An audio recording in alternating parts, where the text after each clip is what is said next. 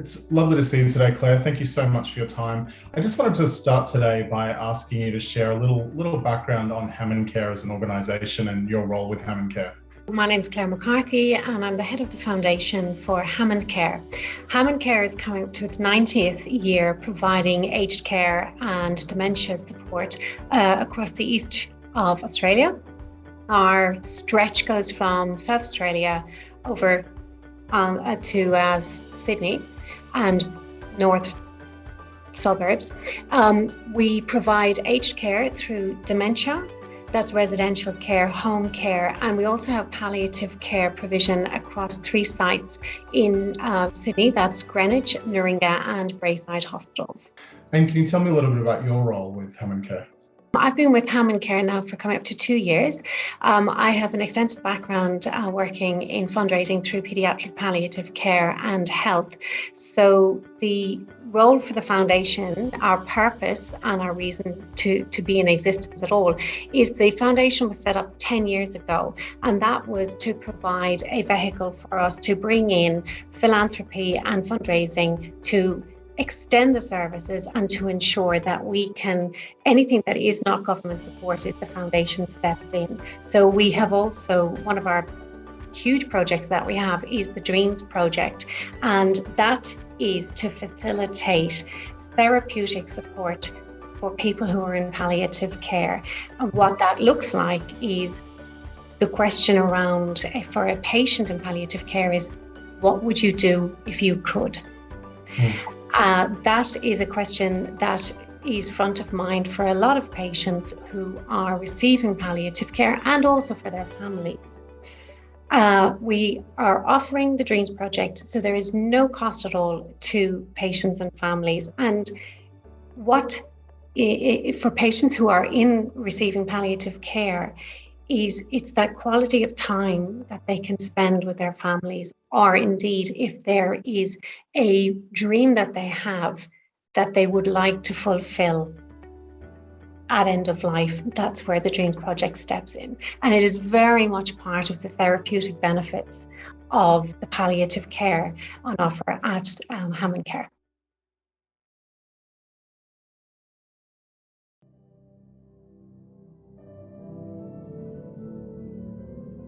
Finding hope is always difficult when you're in life-limiting disease.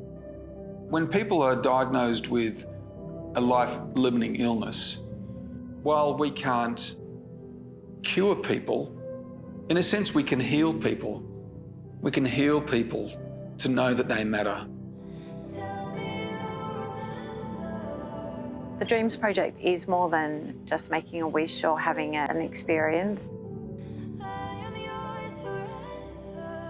Because mostly people's dreams or wishes are something to do with the significant people in their life.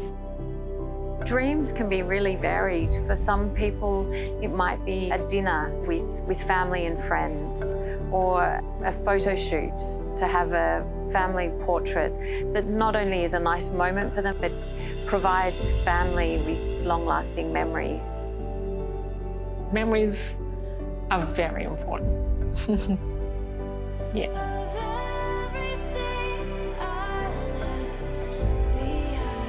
Because people still matter. They don't cease to be people, and they don't cease to matter. They do continue to matter right to the last moment of their life. Wonderful, thank you. It's such an important service that's being provided to those who are really in need. In terms of the business challenges that you were looking at when you embarked on this project, can you tell me a little bit about that? The Dreams Project is very organic. It's very much on the spot, so it's hard to plan for.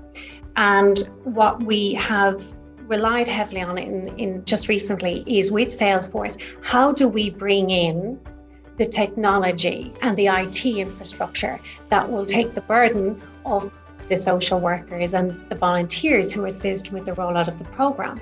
So what the Salesforce program has allowed us to do is to use technology.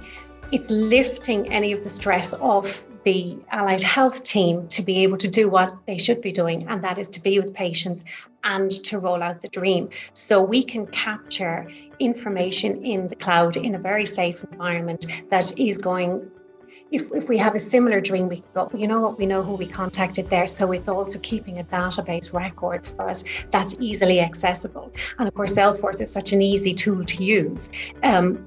The allied health team can access it quickly and easily.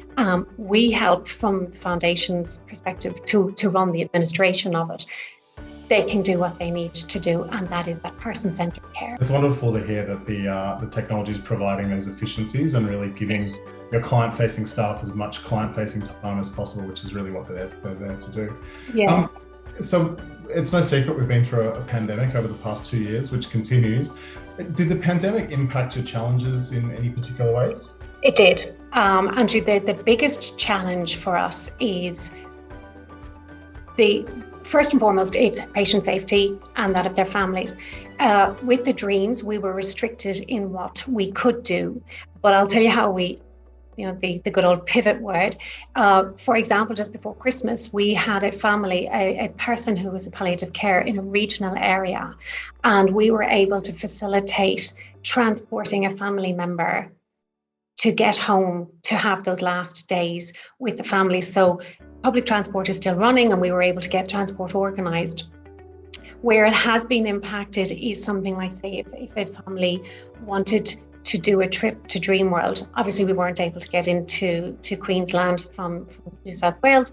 So what we've done is just been able to work within the parameters, right? What can we do? So for another patient whose dying wish was that she could have a dinner with her husband, we were able to arrange that for her in a restaurant nearby that was open, that was COVID safe. So it was very much working with what is possible. I think it's easy to go down the road of, well, it's all too hard, but the palliative care team and the allied health team at HammondCare are all about what's possible and what can we do.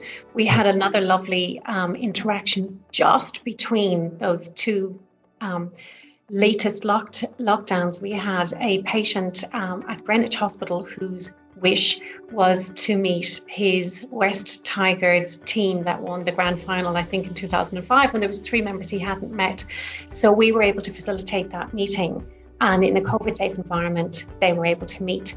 But the beautiful outcome of that was that when he was in his last days, one of the team members called to find out how he was. The social worker was able to say, the players on the line wants to know how you are. And we know that had a very fulfilling part in that end of life transition for the patient.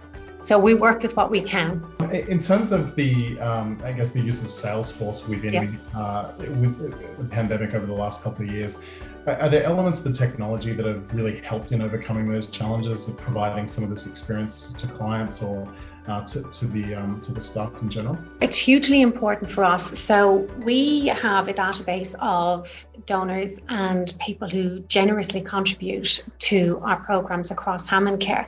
And Salesforce for us is there's so much information coming in constantly from donors, being able to capture that. And the big thing, obviously, Andrew, when you're in such a high touch relationship based environment, is the data is only as good as what goes in. And fortunately, the fundraising team at HammondCare are all very much person-centered when we talk about, and it's also capturing data that's not going to get lost because there's so much information coming in. So we rely very heavily on what we put in, but also being able to run the reports. It's the ease of access, and particularly sensitivities.